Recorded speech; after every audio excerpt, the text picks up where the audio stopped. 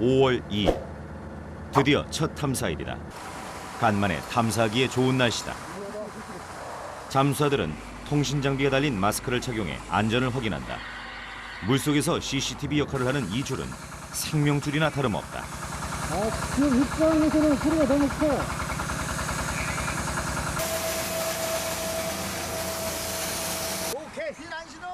안전 상태가 확인되면 곧바로 입수다.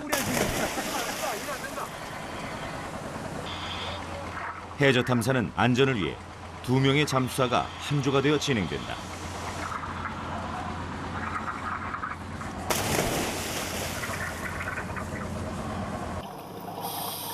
수심 18m의 깊은 바닷속. 서해 바다는 한 치 앞을 분간할 수 없을 정도로 시야가 좋지 않다. 수심 18m에서 잠수사가 견딜 수 있는 시간은 30분 남짓이다. 그것도 하루 6명의 잠수사가 교대로 한다. 이들은 대부분 20-30년간 바다에서 잔뼈가 굵은 UDT 출신들이다.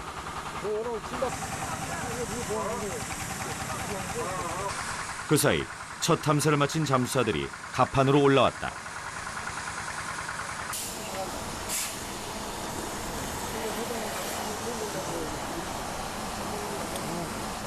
배는 확인하셨어요? 배는 확인하는데 시야가 전혀 안 나와갖고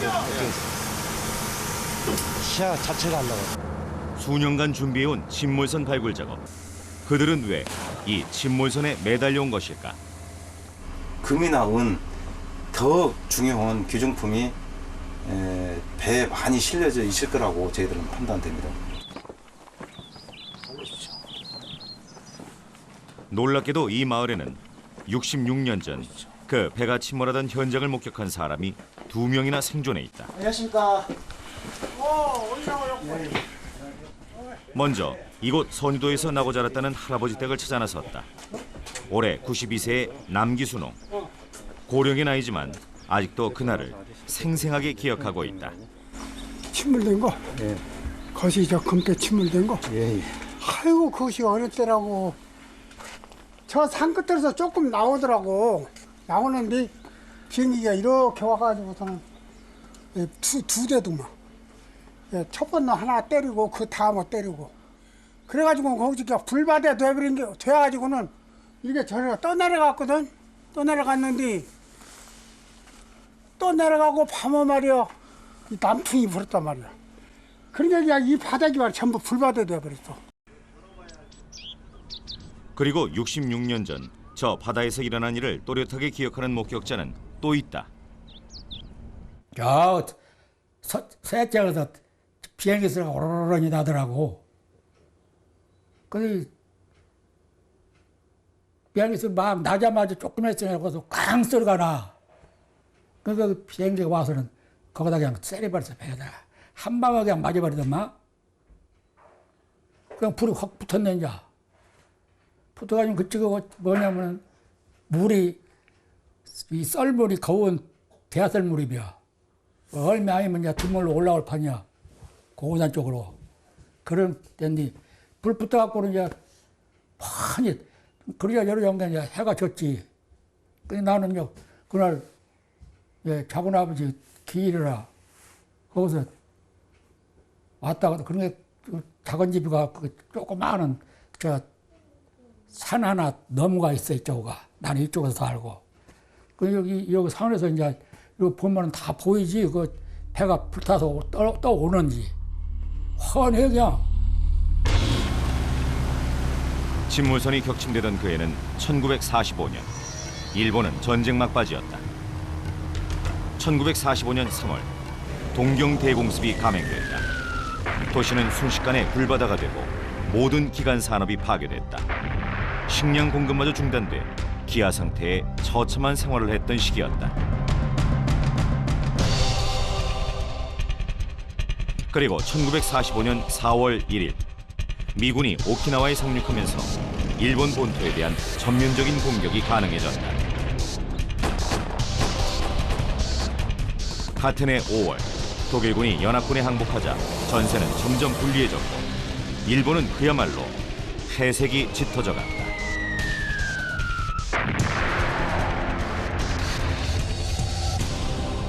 그리고 7월 미국의 대규모 공습이 감행됐다. 미 공군과 잠수함이 일본 선박에 대한 대대적인 공습을 시작하면서 한반도 연근해의 선박도 미군의 공격 대상이 됐다.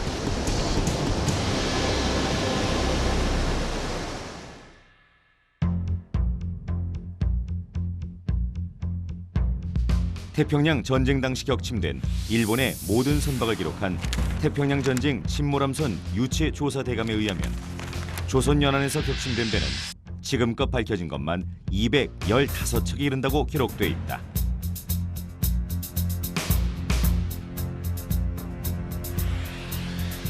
지금 우리가 찾고 있는 침몰선도 지난 1942년부터 45년 사이 우리나라 서해, 남해, 동해안에서 미군의 비행기 공습에 의해 침몰한 200척의 선박 가운데 하나다.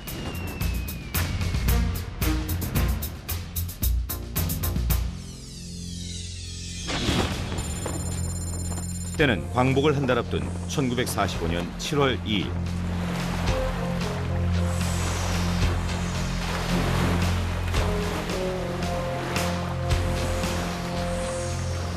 군산에서 쌀을 비롯한 온갖 귀중품을 싣고 일본으로 향해 가던 배 한 척이 미군 항공기에 폭격을 받는다.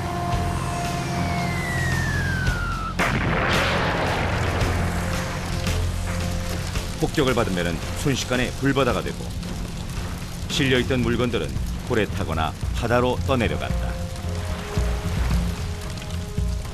그렇게 바다를 붉게 물들인 배 한 척은 12시간이 넘게 타고서야 바닷속으로 가라앉았다.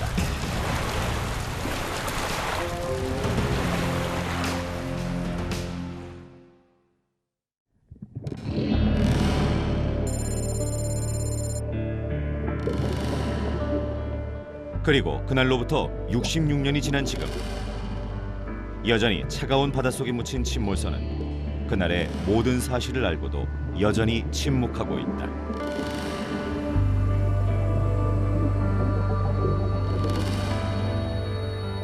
(1945년 7월 2일) 이 배에는 무슨 일이 있었던 걸까? 침몰선은 과연 그날의 진실을 알려줄 것인가?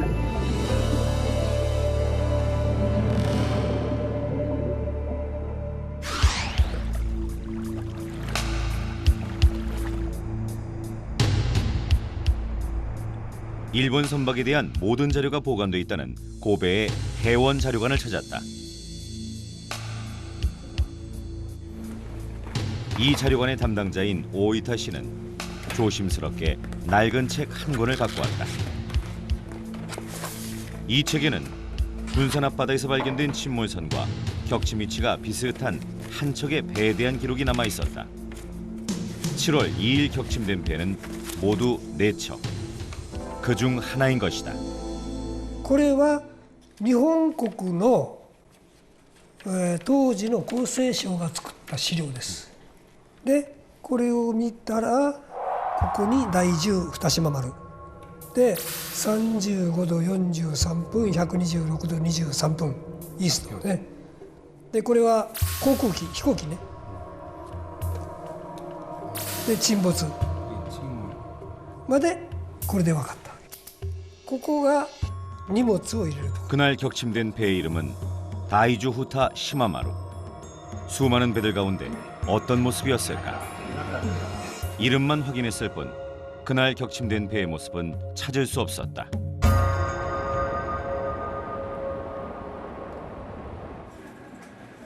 정확한 배의 실체를 알아보기 위해 선박연구회 엔도 박사를 찾았다. 그는 전시 선박학의 공동 저자이며 후생성의 선명록 작성을 도와온 선박 전문가다. 군함을 제외한 모든 선박이 기록돼 있다는 전시 선명록. 만약 기록돼 있다면 배의 실체를 알 수 있다.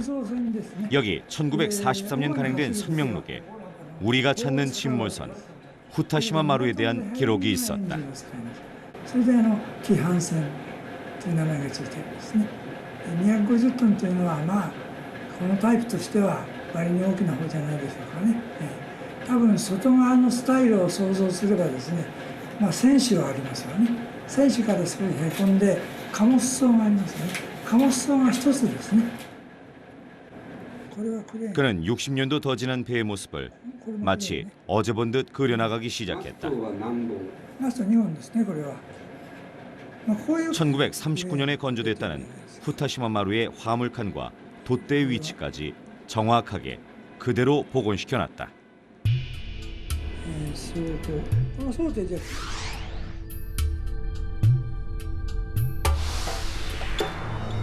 후타시마 마루는 길이 30m, 폭 8m의 목선이자 250톤급 화물선이었다. 평상시에는 돛을 달고 운항하다가 입항과 출항 때에만 엔진을 사용한 화물선. 과연 이 배는 어디로 가려 한 것일까?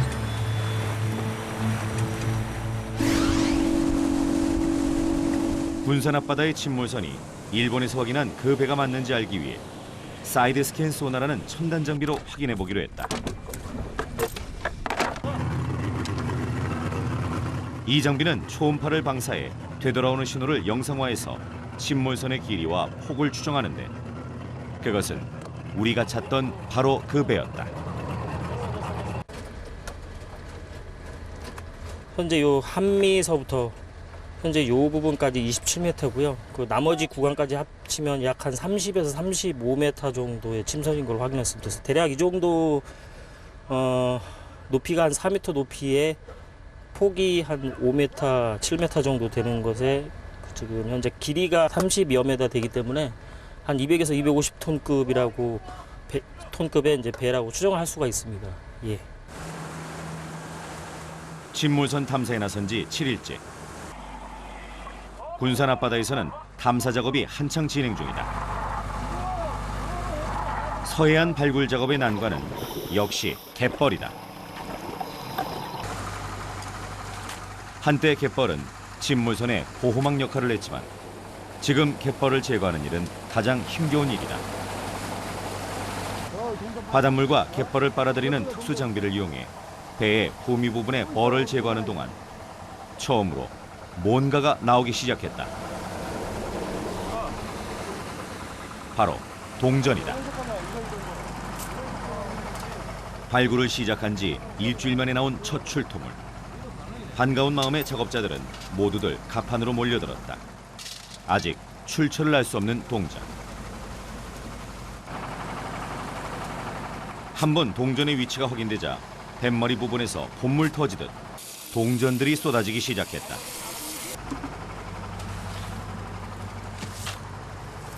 이번에 건져 올린 것도 그 절반이 동전이다.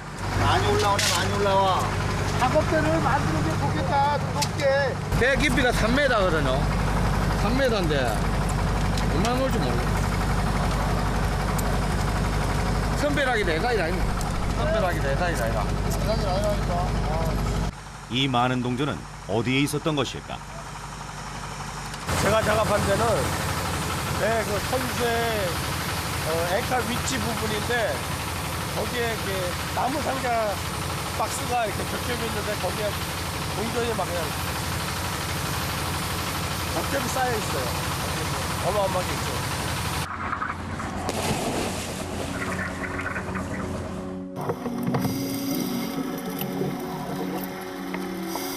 동전이 출토된 곳은 수심 18m 지점이다. 한 치 앞도 보이지 않는 바닷속. 잠시 후 희미하게 나무로 된 배의 형태가 모습을 드러냈다. 66년간 바다에 파묻혀 있었다는 그 침몰선이다.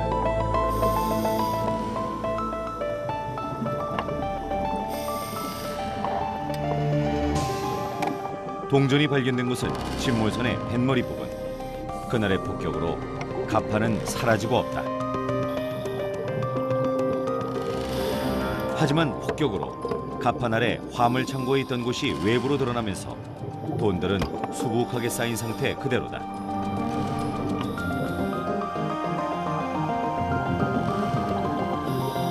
세월의 흐름도 비껴가며 침몰된 배와 운명을 같이 했던 동전들은 드디어 66년 만에 세상 빛을 보게 됐다. 군산 앞바다 수심 18m 지점. 여기서 작업할 수 있는 시간은 30분 남짓. 그나마 경험이 풍부한 잠수사들이라 가능한 일이다. 이제 지상으로 올라갈 시간이다. 이 관을 통해 수심 18m 깊은 바닷속의 출토물들은 세상 밖으로 나오고 있었다.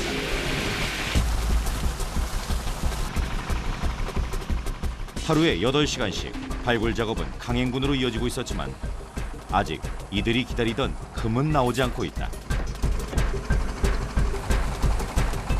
하지만 시간이 지날수록 바닷속에서 건져 올리는 주화의 양은 점점 늘어만 간다.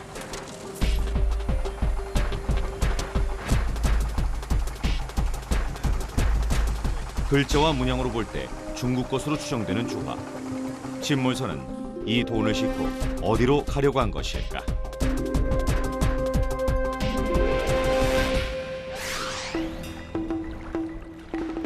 동전의 출처를 알기 위해 찾은 곳은 중국의 모든 화폐가 전시 중인 상해 박물관. 그 중에는 금화 하나에 1억 원을 호가는 고가품도 있다.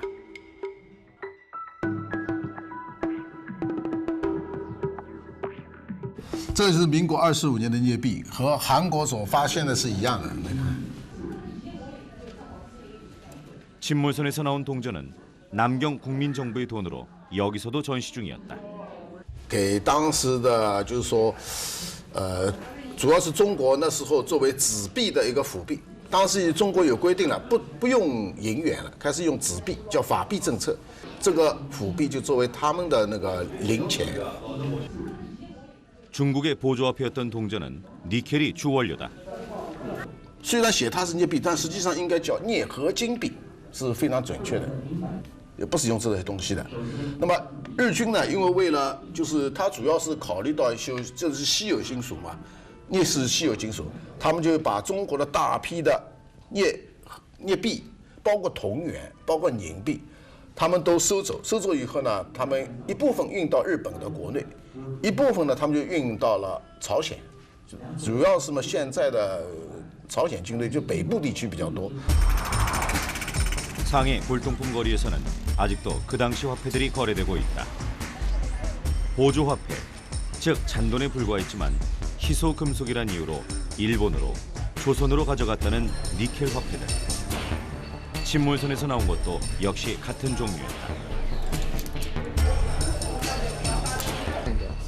하지만 지금도 홍콩에서 유통되는 데다 발행량도 많아 희소성은 낮다. 그렇다면 66년간 바닷속에 묻혀있던 돈의 상태는 어떨까? 这个是民国31年的镍币，是按照现在说起来是1942年发行的法定货币。那经过呢几十年了，掉在海里面以后呢腐蚀了。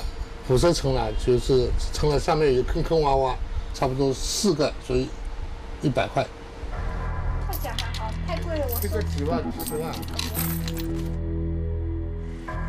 남경 국민정부 시대 니켈 화폐를 주저한 곳은 여기 상해 조폐창이다. 그리고 일본이 상해를 점령하기 전인 1937년까지 여기서 만들어졌다. 조선을 발판 삼은 일본은 1930년대 이후 점령 범위를 넓혀갔다. 31년엔 만주 일대를, 37년엔 상해를 점령한 데 이어서 남경 국민정부의 수도였던 남경까지 함락시켰다. 1937년 중일전쟁 이후 침략전쟁을 전면적으로 확대한 일본은 상해를 점령하면서 중국 본토에 대한 침략을 본격화했다. 그리고 중일전쟁에 이어 태평양 전쟁까지 일본의 전선이 넓어지면서 막대하게 늘어난 군비 지출을 감당하기 힘들자 식민지로부터의 경제적 약탈을 강화했다. 那么经过第2次世界大战，这个日本它的国力由于这个长时间的战争，这个日益难以得到支持，所以它非常需要能够从它的占领国掠夺各种的财物资产。 包括金银、货币等等。 일본은 침략 전쟁을 본격화하면서 식민지에 대한 수탈을 한층 더 강화해갔다.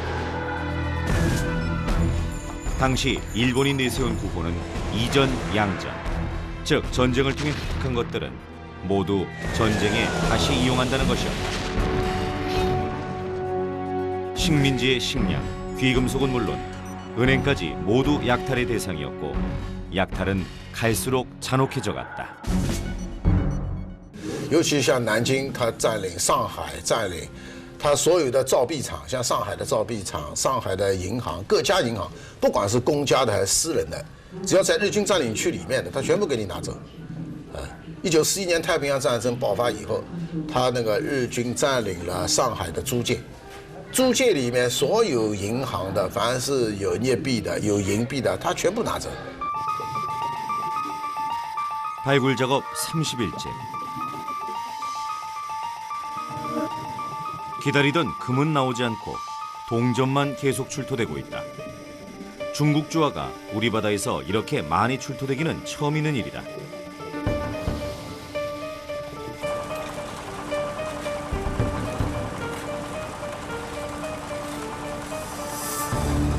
일본군이 중국에서 약탈해온 니켈 주화는 이곳 군산 앞바다에서 매일 쏟아지고 있다.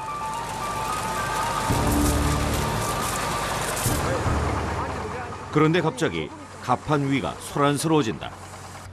그것은 사람의 유골이었다. 천리 우회 쪽에 그 기름 탱크 같은데 이렇게 깔려 있더라고요. 그걸 찾아보니까.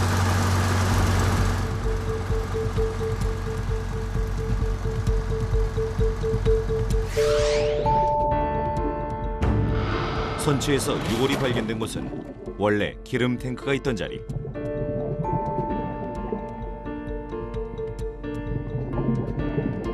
폭격 당시 선체 안에 있던 사람은 기름 탱크가 앞으로 쓰러지면서 압사당한 것으로 추정된다.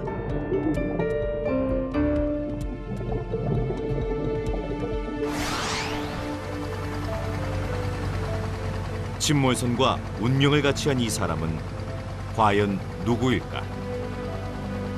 66년 만에 차가운 바닷속에서 세상 밖으로 나온 그 사람을 찾아 나섰다.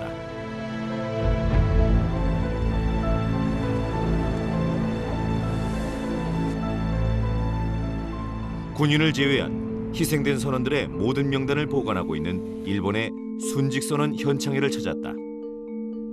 일본 측 자료에 따르면 전쟁 중 침몰된 일본 선박은 총 7,200척, 파악된 배는 2,300여 척에 불과하다. 침몰선인 다이주 후타시마마루는 1945년 8월 말소 기록이 남아 있었다. 그렇다면 6만 명의 희생자 명단에 그 사람의 이름도 있을까? いずれにしてもうちにある名簿については戦没した船に乗っていて死んでしまった人たちの慰霊をここはやってたからですね。でそこの名簿というのは厚生省から一番初めに資料を出してもらって名簿整理をしています。その後加えたものはありますけど、それが大元になったわけですね。ですから、沈んでしまった船、その中で、亡くなった船員の人たちが判明しているものについてはここに全部あるわけです。でそれ以外に、ここにないということは、そういう人たちが判明してない、分かってないですね。 말소 기록까지 남아 있었지만 다이주 후타시마마루 그 배에서 희생됐던 사람의 이름은 단 한 명도 찾을 수 없었다.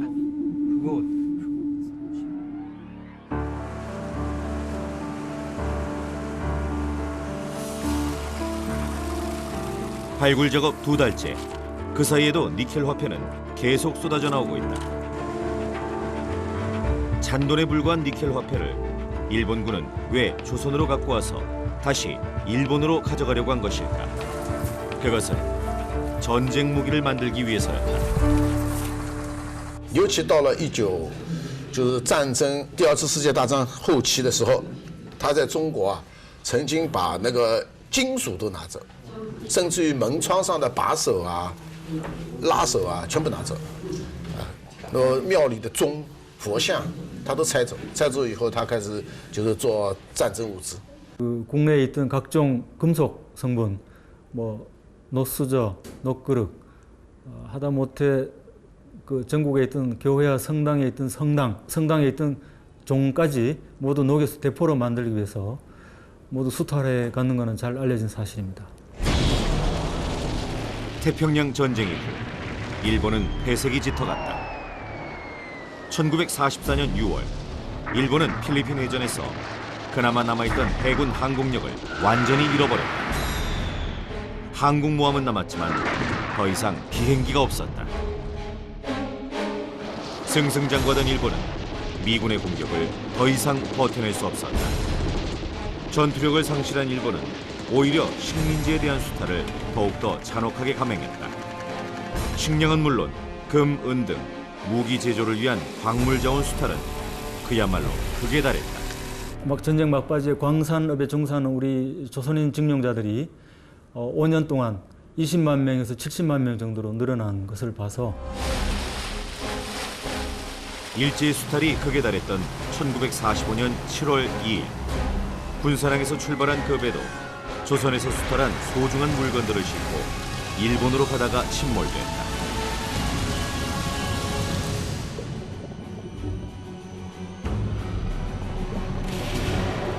조선 땅에 모든 걸 가져가는 배들을 보면서 조선 백성들은 침몰된 그 배 안에 가장 값나가는 물건인 금이 실려 있다고 생각한 것은 아니었을까.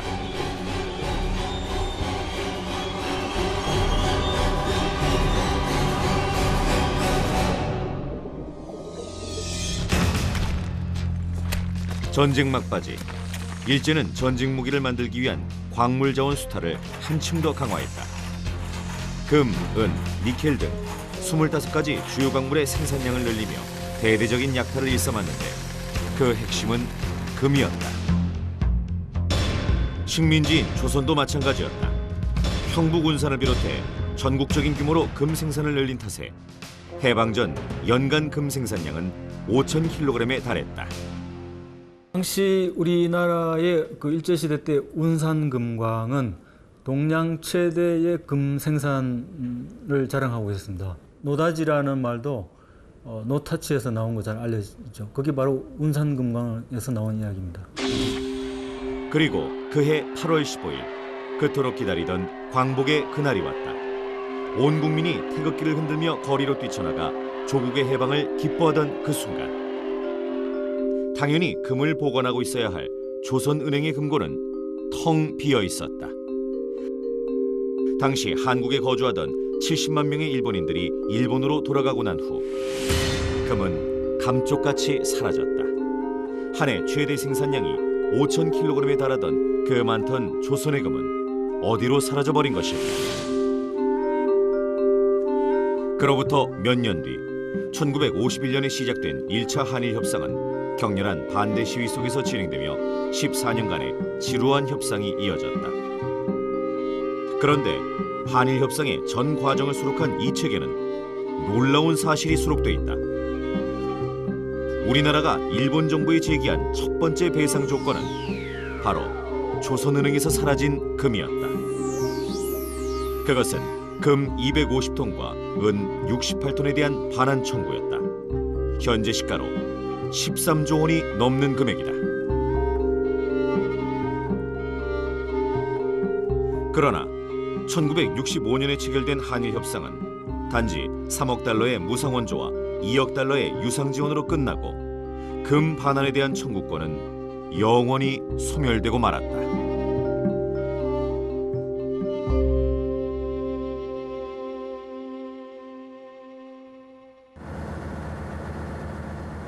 (7월 24일) 발굴 작업을 시작한 지 이제 석 달째.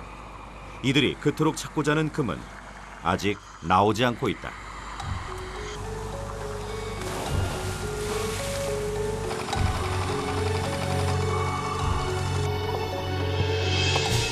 (66년) 전 그날의 기억을 간직한 침몰선은 여전히 말이 없다. 하지만 갑판을 덮은 갯벌의 상당 부분이 제거되면서 파묻혔던 선실 내부가 서서히 드러나고 있다. 여전히 주화가 쏟아지고 있는 이 배에서 잃어버린 조선의 금은 어디에 있는 것일까? 실제 어느 누구라고 하더라도 돈을 가지고 배 위에다가 싣고 한다는 것은 있을 수 없죠. 그렇기 때문에 저희들은 이게 금이나 은 더 중요한 귀중품이 배에 많이 실려져 있을 거라고 저희들은 판단됩니다. 동행 취재 석 달째. 이제 발굴 작업도 막바지에 이르렀다. 갑판에 가득했던 중국 주화. 그러나 막상 선실 안으로 들어갔을 때 화물칸은 텅 비어 있었다. 갑판 위에도 물건을 실을 정도였다면 화물칸 역시 무엇인가로 가득 차 있었을 텐데 어떻게 된 일일까? 결국 금은 나오지 않고 배 안에서는 중국 주화만 발견됐다. 며칠 뒤 마지막으로 침몰선의 내부를 드러내는 해체 작업이 시작됐다. 잠시 뒤 모습을 드러낸 것은 이 배의 엔진. 무게도 무게지만 그 자체가 세월의 흔적을 담고 있다. 66년 만에 세상 밖으로 나온 엔진은 작은 선박에 쓰이던 야키다마 엔진.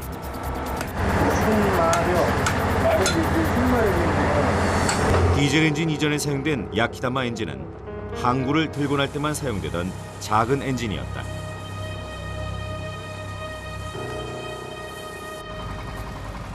아직도 선체에 남아있던 중국 주화가 계속 나오고 있다.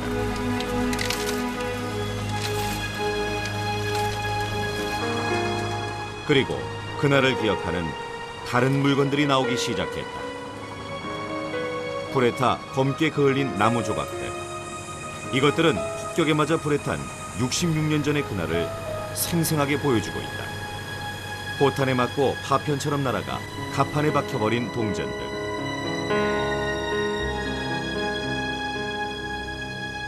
그리고 누군가가 사용하던 지갑, 잉크병, 망원경. 그리고 폭격으로 정지된 그날의 시간들. 석 달간의 발굴 작업 동안 수거된 동전의 양은 상당했다. 15kg씩 무게를 달아보니 이날까지 수거한 동전은 어림잡아 약 5톤으로 100만 개가 훨씬 넘는 양이었다. 이제 배 안의 창고에는 더 이상 동전을 보관할 장소가 없게 됐다.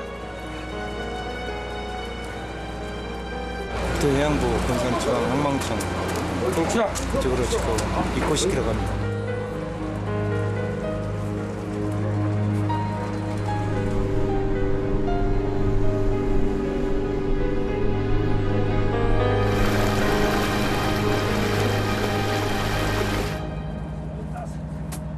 드디어 2시간 만에 군산에 도착했다. 이렇게 매작물 발굴 사업 도중 나온 유물들은 항만청의 또 다른 신고 절차를 밟아야 한다. 국유재산이고 또 주무관청이고 또 매작물 발굴 승인이 이 지금 군산지방해양항망청에서 나왔기 때문에 그렇습니다. 모든 물건은 항망청에다가 전부 다 입고시키는 걸로 지금 알고 있습니다. 66년 만에 세상 밖으로 나온 니켈 조화들은 당분간 항만청에 보관될 예정이다.